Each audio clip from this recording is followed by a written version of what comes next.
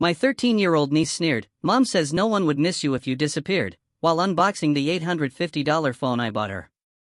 Everyone laughed except me. 2 taps later, every payment, bill, and subscription I covered was gone. That night, I vanished without a word. The only thing I left behind was a black backpack. And what they found inside made them go silent. You know, there are moments in life that they shatter you. Not like glass, but like a carefully constructed lie you've lived for years. And then, there are moments of pure, unadulterated rage that finally set you free. For me, it was my own mother, looking me dead in the eyes at a family birthday, saying, "If you disappeared tomorrow, no one would even notice." The words landed like a punch to the gut, but what really twisted the knife was my 13-year-old niece. She just giggled, peeling the plastic off the brand new, $850 phone I just bought her, her delicate fingers contrasting with her utterly merciless words. Around us, the living room pulsed with noise, 30 voices, all too loud, too careless. A birthday cake waited on the kitchen table, its candles unlit, but inside me, a silent, furious fire had already ignited. My sister Lindsay? She didn't even bother to look up from her phone. Just this tiny, satisfied smirk playing on her lips, like she'd just heard the verdict she'd been hoping for. Mom, stirring something in the kitchen, pretended not to hear, but I saw the subtle lift of her shoulders, a silent nod of approval. And Dad? He didn't even try to hide it. He chuckled, raised his beer, and muttered, "Well, she's not wrong." Laughter rippled through the room. My cousins grinned. Even Uncle Gary, who barely knew me, snorted into his drink. I just stood there. A complete fool. The fool I'd always been. The one who paid for everything. The one who fixed every crisis. The one who was, apparently, never enough. "Thanks for the phone, Uncle," my niece chirped, already leaning into her mom's side, her world consumed by the glowing screen. I watched her, my heart hammering, my face burning. The room suddenly felt tiny, suffocating. But I didn't say a word. I just nodded.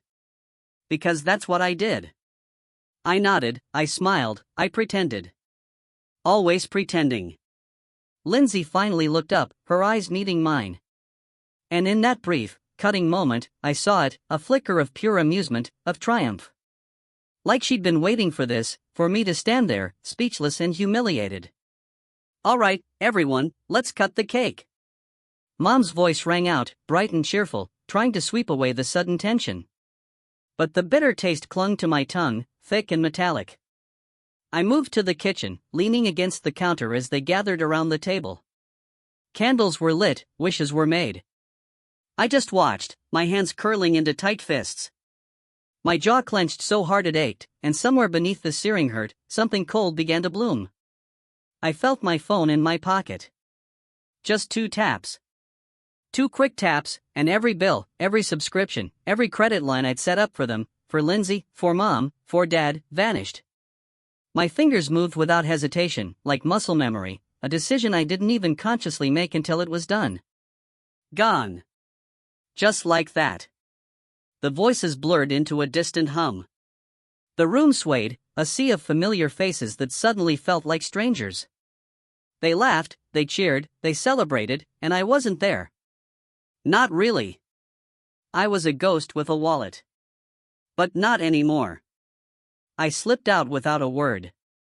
No one noticed. Of course, they didn't. That was the one thing my niece got right that night. I didn't go home.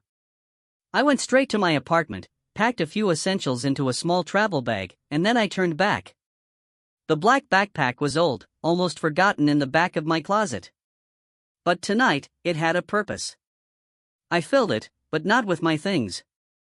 Not with anything they would expect. And then I returned. The house was still a noisy mess.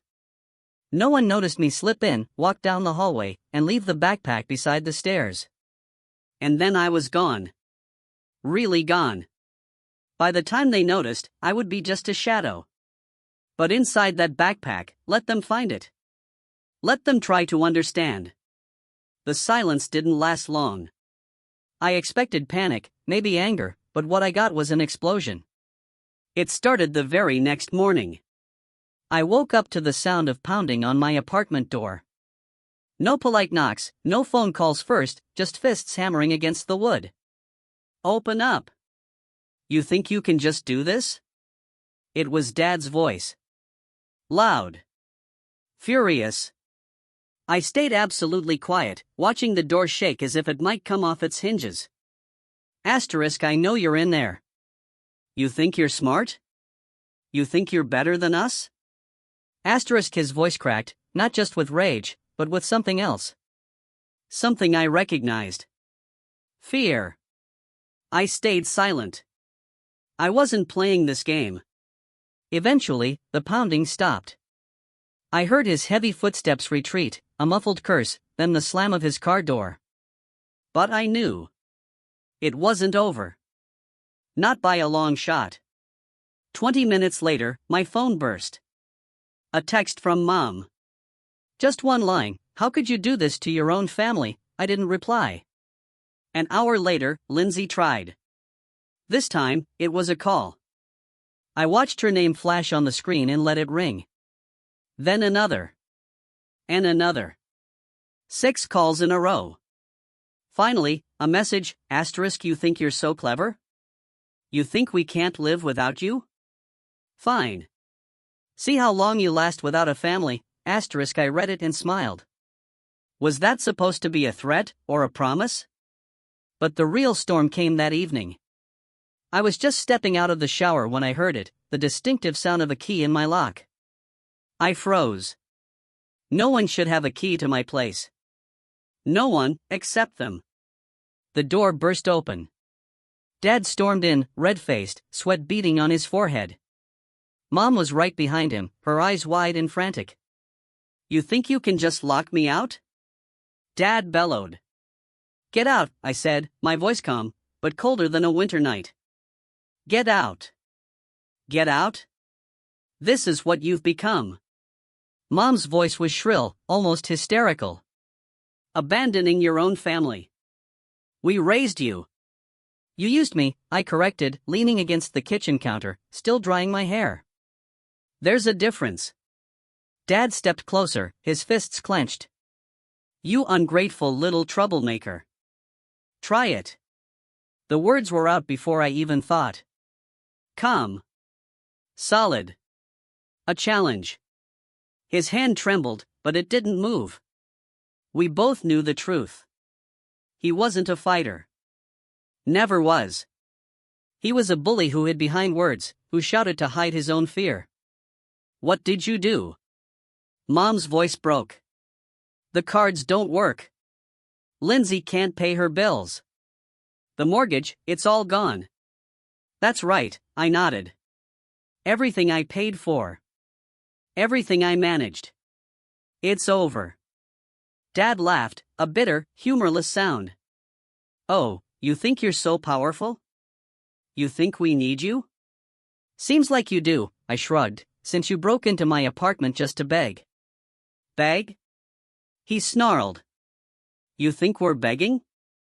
You think enough. I snapped, the words slicing through his tirade. Enough. I'm done. Mom stepped forward, her hands outstretched. Please, this is your family. We're all we have. All you have, I corrected. I'm done being your safety net. Your bank. Your doormat. Dad's face twisted. You little pest. I raised a finger.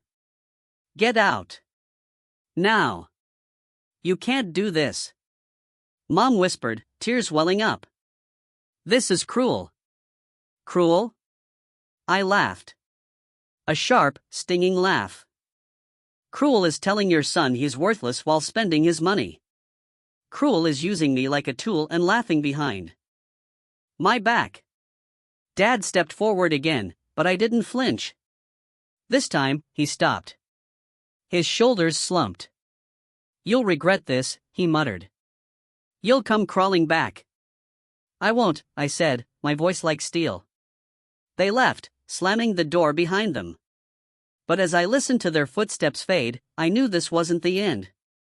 The next day, they tried another tactic. Lindsay showed up at my office. I saw her through the glass, her face pale, eyes puffy from crying. My boss looked confused, then uncomfortable as she started waving frantically at me. I stayed at my desk. "Sir," the receptionist said, "there's a woman here." "She's nobody," I replied, without even looking up. But she didn't leave. I watched her arguing with the receptionist, her voice rising, her hands shaking. Eventually, security stepped in, guiding her out. I knew she'd be back. That night, another knock. My landlord. There's a bit of a situation." He shifted awkwardly. "Your family is downstairs making a scene.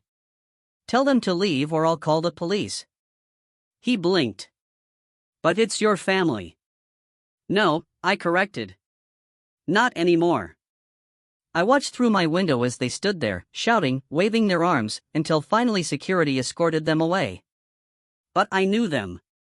I knew their persistence. And I knew that somewhere in that house I left behind, there was a black backpack. Waiting. Waiting for them to open it. To understand just how far I was willing to go. The silence after that didn't last long. I knew them too well.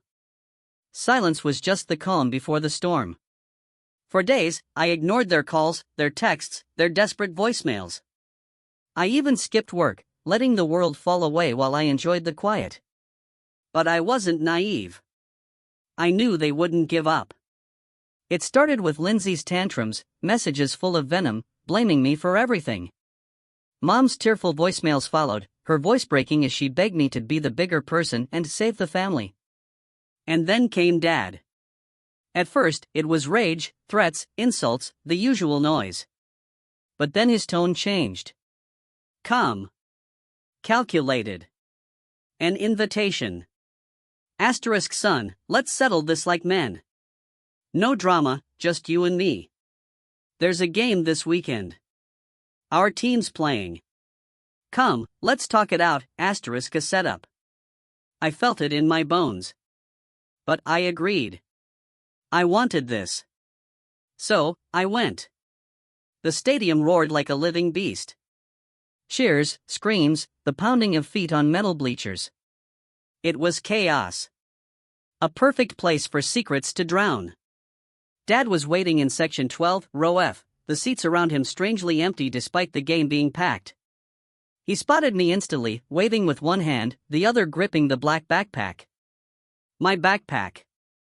I walked down the steps, each stride steady, my eyes locked on him. He looked excited. A twisted smile curled on his lips, like he thought he'd won something. "Surprised I called you?" He shouted over the noise, patting the seat next to him. "Finally decided to talk like men, huh?" "Talk?" I settled into the seat, my gaze never leaving the backpack in his lap. "Is that what this is?" "Oh, I think it's a bit more than that." He leaned in, his voice dropping, barely louder than a whisper. "You thought you were so smart, huh? Running away, cutting us off. But you left a little present behind." His fingers drummed against the backpack. "We found this. And guess what, genius? We know." "Know what?" I asked, keeping my voice as calm as the cold wind that swept across the field. "Your secrets. Your lies. You think you're clean? That you're better than us?" His voice sharpened. "You've been hiding things. I should have known. All those times you acted like a saint, like some savior." I almost laughed. "Open it then. Let's see what you think you know." His eyes flashed with something between fear and anger. "Don't play games. I don't have to open it. I already know you've been stealing from us, manipulating, pretending to be a good son while hiding your little stash." "Stash?" I leaned back, feeling the cold metal of the seat behind me. "The only stash in there is the truth." The crowd around us erupted as the home team scored. But here, in our little pocket of conflict, there was only silence, tension, and a father shaking hands on a black backpack. "You're bluffing," he muttered. "You're trying to make me doubt, but it's over. We're telling everyone what kind of person you are, how you abandoned your family. Go ahead, I gestured to the field. Tell them all. Tell them how I paid for Lindsay's rent for 2 years. How I covered your debts when you gambled half your pension away. How I bought that phone for your precious granddaughter just before she told me I was nothing.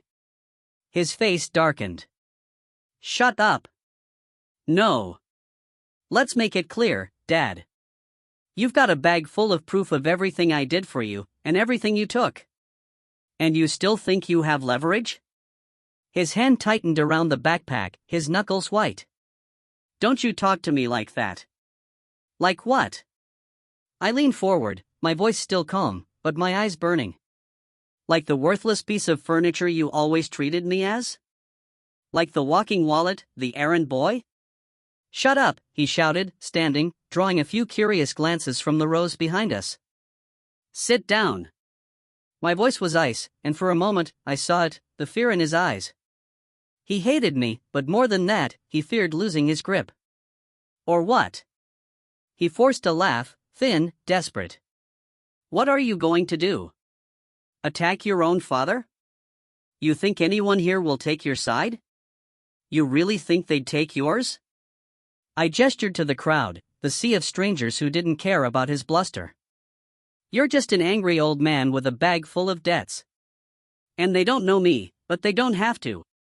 His face twisted, his voice dropped to a snarl. You egoist. Egoist? I smiled. I was your lifeline. And now you're drowning without me. He swung. I saw it coming. His hand, thick and trembling, aimed for my face. But I didn't move. I didn't flinch. He wanted a reaction, a scandal, proof that I was the villain in his story. But I just stared at him, calm, unblinking, and his fist stopped inches from my face, trembling. I should have left you on the streets, he whispered. His voice shaking. You were always a parasite. Funny, I whispered back, leaning so close I could smell the stale beer on his breath. That's exactly what I thought about you. Something in him broke. His hand fell. His shoulders slumped. The cheers of the crowd became thunderous, the perfect cover for the collapse of whatever pride he had left. I reached out, grabbed the backpack, and yanked it from his grasp. He didn't even resist. Do you want to know what's in here? I asked, loud enough for the people around to hear. Everything I did for you. Every cent. Every sacrifice. People were staring now, some whispering, some pointing. A couple even had their phones out. You want the truth? I unzipped the backpack, pulling out a thick stack of papers. There it is. Proof of how I carried you. How I paid your bills. How I saved your house from foreclosure, twice. And you want to talk about betrayal? I stood, holding the papers high. You betrayed me the day you turned me into your personal ATM. The day you laughed when they told me I was nothing. Stop, he whispered, his voice small, his body sinking into the seat. No. You wanted a scene. You got one. I tossed the papers at his feet and they scattered, fluttering down the steps like dead leaves. I turned, walking up the steps, past the staring faces, past the whispers. You can't just leave, he shouted, his voice cracking. But I didn't stop. I didn't look back. For the first time, his voice meant nothing. They never stopped trying. Not at first. The day after the stadium, the day Dad's pride bled out on those cold metal seats, my phone rang like an alarm. Call after call. Messages flooded in. Accusations, begging, threats, a dizzying cycle of desperation wrapped in their familiar voices. I ignored it all. Dad was the first to break. His calls went from furious to pleading in a matter of hours. Asterisk, we can talk this out. I'll forget everything. Let's be a family, asterisk, but I didn't answer. Then it was Mom. Her texts dripping with guilt. Asterisk, you're breaking our hearts. We didn't mean it. Family is all we have, asterisk, I didn't even read them all. Lindsay tried next. Her messages were pure venom. Asterisk, you're a coward. A selfish, worthless coward. You've ruined everything. Asterisk, then, abruptly, asterisk, please just talk to me. I didn't mean it. I was scared. Don't do this, asterisk, but I did. Silence. That was my answer. That was my revenge. They didn't understand it at first. They thought I was bluffing, playing some cruel game. But as the days bled into weeks, as the bills they once ignored began piling up, as their friends stopped taking sides, they finally understood.